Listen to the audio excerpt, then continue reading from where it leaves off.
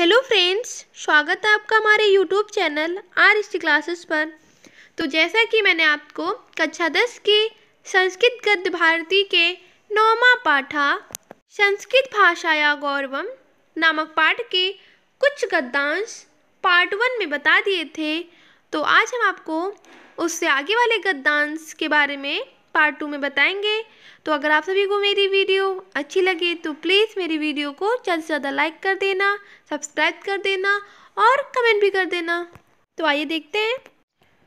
अन्यासु भाषासु वाक्ययोजने प्रथमं कर्तु प्रयोगः पुनः अन्येषां कारकाणां विन्यासा पश्चात् क्रियायाः उक्तिः।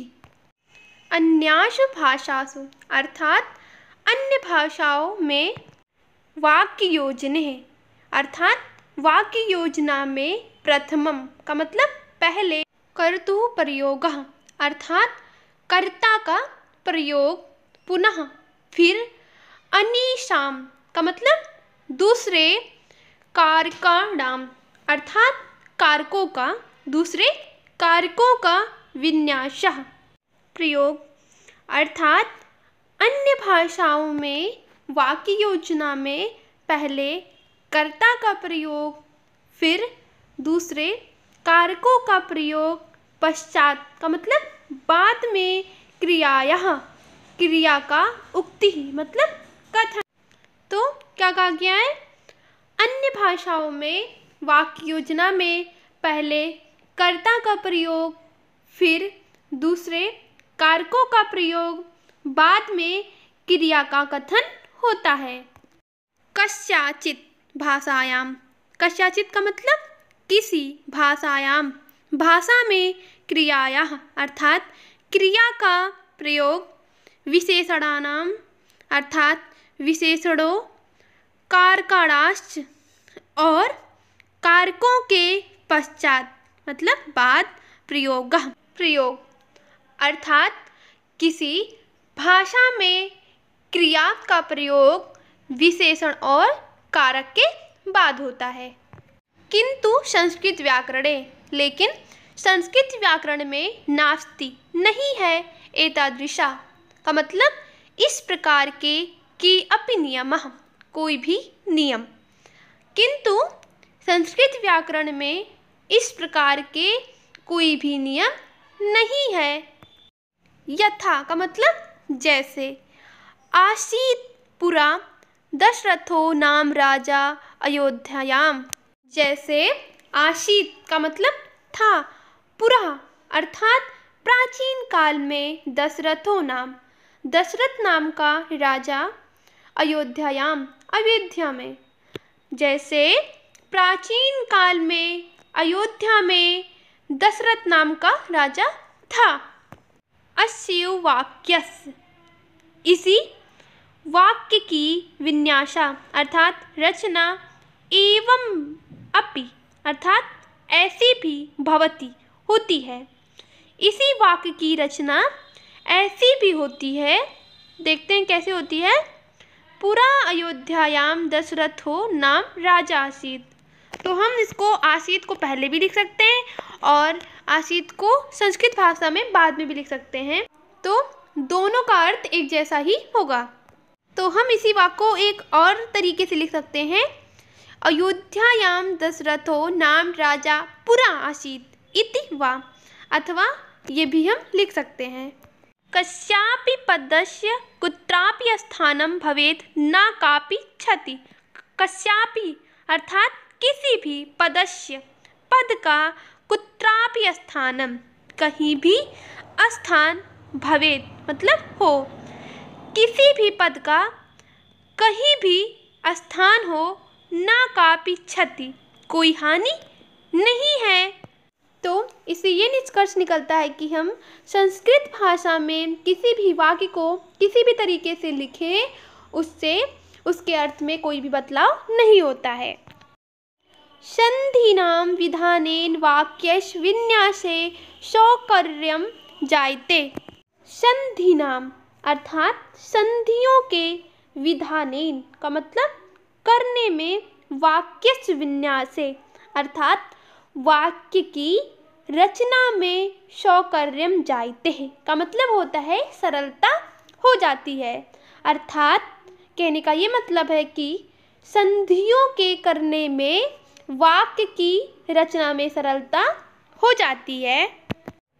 एकस्याम पंक्तः अर्थात एक पंक्ति में समासेन समास के द्वारा बहुनाम शब्दानाम अर्थात बहुत से शब्दों का योजनाम भवितुम शक्यः योजनाम का मतलब प्रयोग भवितुम शक्यः हो सकता है। अर्थात समास के द्वारा एक पंक्ति में बहुत से शब्दों का अर्थ हो सकता है। यथा जैसे कविकुल गुरु कालिदासः अर्थात कविकुल गुरु कालिदासा का मतलब होता है कवियों के समूह के गुरु कालिदास। यथा जैसे कविकुल गुरु कालिदासा अर्थात कवियों के समूह के गुरु कालिदास।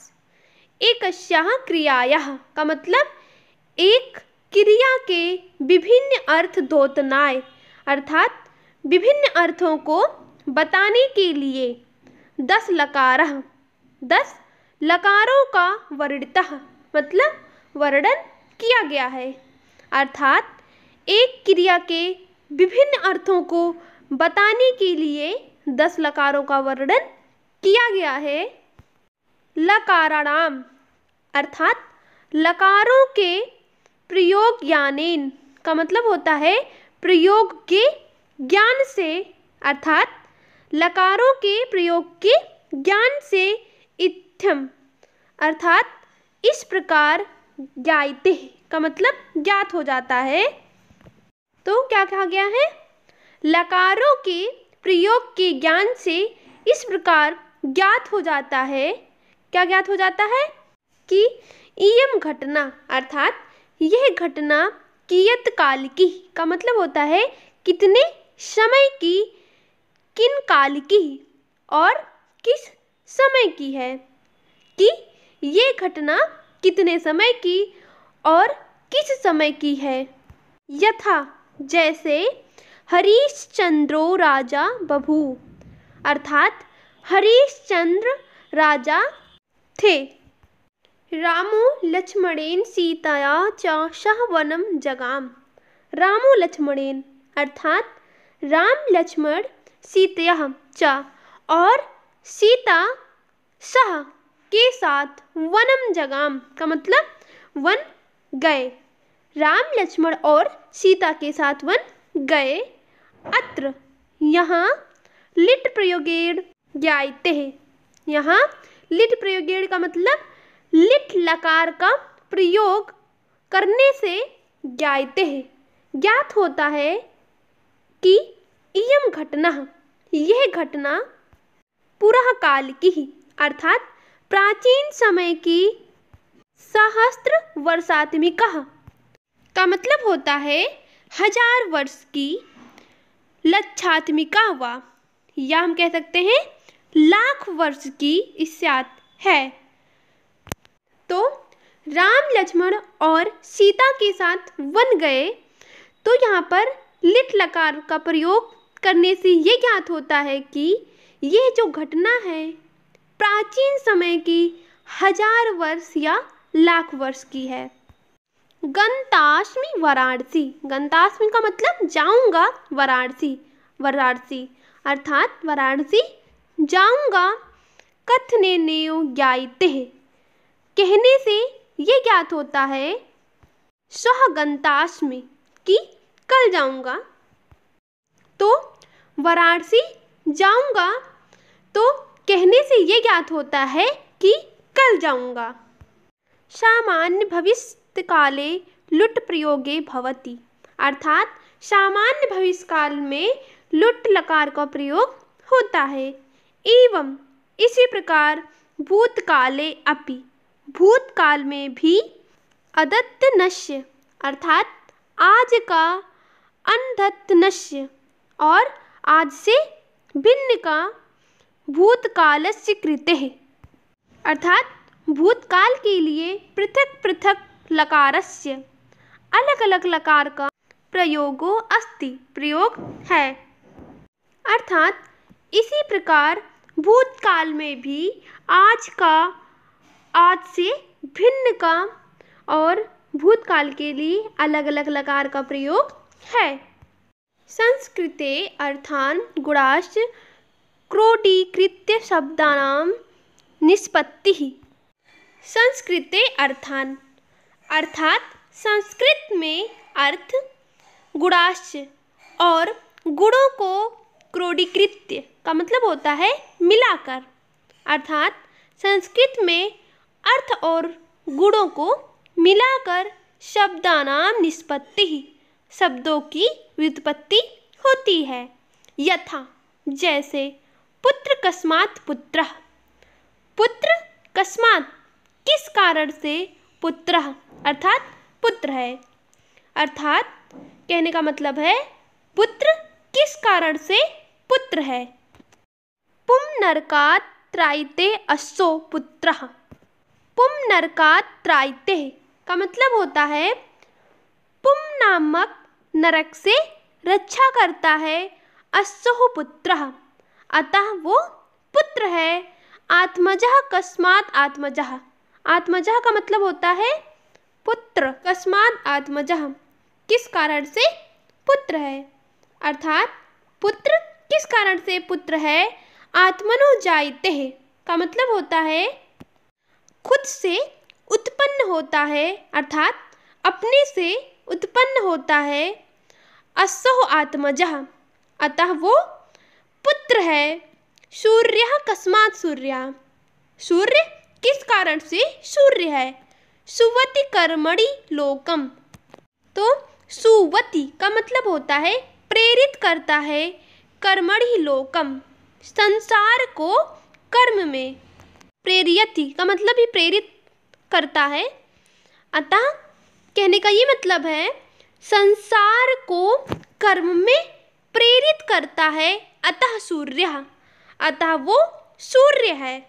सूर्यः यदा नभोमंडलम आरोहति प्रेरयति लोकम, सूर्य यदा मतलब जब, नभोमंडलम आकाश मंडल में, आरोहति मतलब चढ़ता है।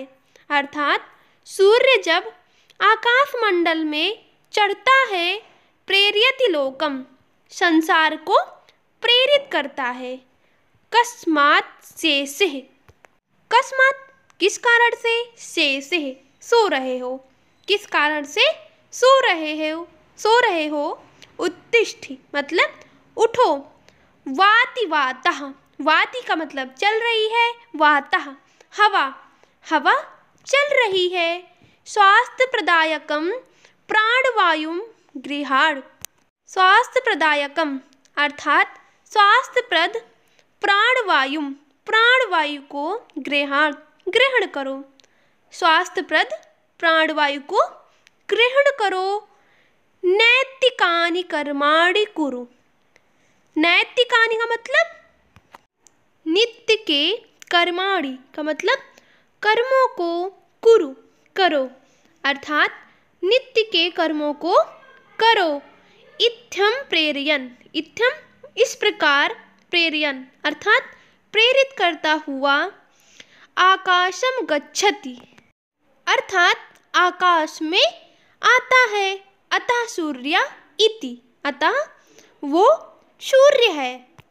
खगा कस्मात्, खगा मतलब पक्षी, कस्मात् किस कारण से पक्षी है, अर्थात पक्षी किस कारण से पक्षी है। खे गच्छति अस्मात् खगः, खे मतलब होता है आकाश में, गच्छति अर्थात जाता है, आकाश में जाता है। अस्मात् खगः इस कारण से, खग अर्थात पक्षी है। एवं अर्थ ज्ञानाय व्यवस्थान्यासु भाषासु नास्ति, एवं अर्थ ज्ञानाय इस प्रकार, अर्थ को ज्ञानाय का मतलब जानने की, व्यवस्था अन्यासु का मतलब व्यवस्था अन्य, भाषासु भाषाओं में, नास्ति नहीं है। इस प्रकार अर्थ को जानने की व्यवस्था अन्य भाषाओं में नहीं है। अव्युत्पन्नः शब्दा तेषाम् अपि निरुक्तः अर्थ अनुसंधानिकी भवत एव इति नैरुक्तः। अव्युत्पन्नः, अव्युत्पन्नः का मतलब होता है विपत्ति रहित, अर्थात जो विपत्ति रहित शब्द, मतलब शब्द है जो विपत्ति रहित शब्द है। तेषाम अपि, तेषाम मतलब उनकी, अपि भी, उनकी भी, निरुक्ति का मतलब होता है व्याख्या, उनकी भी व्याख्या अर्थ अनुसंधान की, अर्थात अर्थ की खोज से भवत एव इति होती है। तो क्या कहा गया यहाँ पर, जो व्युत्पत्ति रहित शब्द है उनकी भी व्याख्या अर्थ की खोज से ही होती है। इति निरुक्तः, ऐसा निरुक्त में कहा गया है। सर्वम नाम च, सर्वम मतलब सभी, नाम नाम, तो सभी नाम का मतलब है सभी जो संज्ञा शब्द हैं। चा और धातुज मह का मतलब होता है धातु से बनते हैं। सभी जो संज्ञा शब्द हैं धातु से बनते हैं। इति शाक्टायनः, ऐसा शाक्टायन ने कहा है। उडादि सूत्रेषु एषैव प्रक्रिया वर्तते। उडादि सूत्रेषु मतलब उड़े आदि सूत्रों में भी, एषैव मतलब यही, प्रक्रिया वर्तते, प्रक्रिया है, अर्थात उड़े आदि सूत्रों में भी यही प्रक्रिया है। इयं वाणी गुणतो अनडीयसी, इयं वाणी, यह वाणी, अर्थात कौन सी वाणी की बात कर रहे हैं यहाँ पर, संस्कृत वाणी जो है। गुणतो अनडीयसी मतलब गुण से भी बड़ी है, अर्थात यह वाणी गुण से भी बड़ी है। अर्थ तो गरीयसी, और अर्थ से क्या है, महान है। एकश श्लोकश, एकश मतलब एक श्लोकश, अर्थात एक श्लोक के षडड अर्थ का मतलब होता है छः छः। नैषधे अर्थात नैषध में, तो नैषध है क्या, ये श्री हर्ष द्वारा रचित एक ग्रंथ का नाम है, तो उसी को नैषध कहा गया है। तो क्या कहा गया है, यह वाणी गुण से भी बड़ी है, अर्थ से महान है। नैषध में एक श्लोक के 6 अर्थ दिखाए गए हैं। वाङ्मय दृष्ट्या महीयसी, वाङ्मय दृष्ट्या, वाङ्मय का मतलब होता है साहित्य की, दृष्ट्या दृष्टि से, अर्थात साहित्य की दृष्टि से, महीयसे मतलब महान है। जो संस्कृत वाणी है वो साहित्य की दृष्टि से महान है। भाव तो भूयसी, और भाव से क्या है, अधिक धनी है, भाव से क्या है, अधिक धनी है। अलंकार तो वरीयसी, अलंकार से, वरीयसी मतलब श्रेष्ठ है, अलंकार से श्रेष्ठ है। सुधा तो अपि स्वादियसी, सुधा तो का मतलब होता है अमृत, अपि भी, अमृत से भी, स्वादिशी मतलब स्वादिष्ट है, अमृत से भी स्वादिष्ट है। सुधासनानाम अपि प्रेयसी, सुधासनानाम अपि का मतलब होता है अमृत पान करने वालों को भी, प्रेयसी मतलब प्रिय है, अर्थात अमृत पान करने वालों को भी प्रिय है। अतएव अर्थात इस प्रकार जातक लेखकः, जातक क्या है, बोध ग्रंथ, लेखकः लेखक, अर्थात बौद्ध ग्रंथ के लेखक, बौद्धा मतलब बौद्धों ने, सर्वात्मनः मतलब सब प्रकार से, पालिम प्रयोक्तुम अर्थात पालि का प्रयोग करने की कृत प्रतिज्ञा अर्थात प्रतिज्ञा करते हुए अपि भी संस्कृते अपि मतलब संस्कृत में भी शवियान मतलब अपने ग्रंथों की व्यरिरचन अर्थात रचना की। तो कहने का क्या मतलब है यहाँ पर कि जातक अर्थात बौद्ध ग्रंथ के लेखक बौद्धों ने सब प्रकार से पालि का प्रयोग करने की प्रतिज्ञा करते हुए संस्कृत में भी अपने ग्रंथों की रचना की।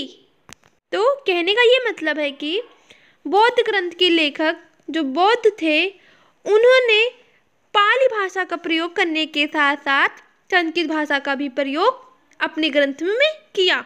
एवं जैनः कवयः एवं इस प्रकार जैनः कवयः अर्थात जैन कवियों दार्शनिकों अपि भी संस्कृत भाषा को स्वीकृतवन्तः स्वीकार किया। इसी प्रकार जैन दार्शनिकों और कवियों ने भी संस्कृत भाषा को स्वीकार किया। यद्यपि ते विचारेषु विपक्षधरा एवं आसन। तो यद्यपि ते मतलब वे विचारेषु अर्थात विचारों में विपक्षधरा अर्थात विरोधी पक्ष को एवं आसन धारण करने वाले थे। यद्यपि वे विचारों में विरोधी पक्ष को धारण करने वाले थे।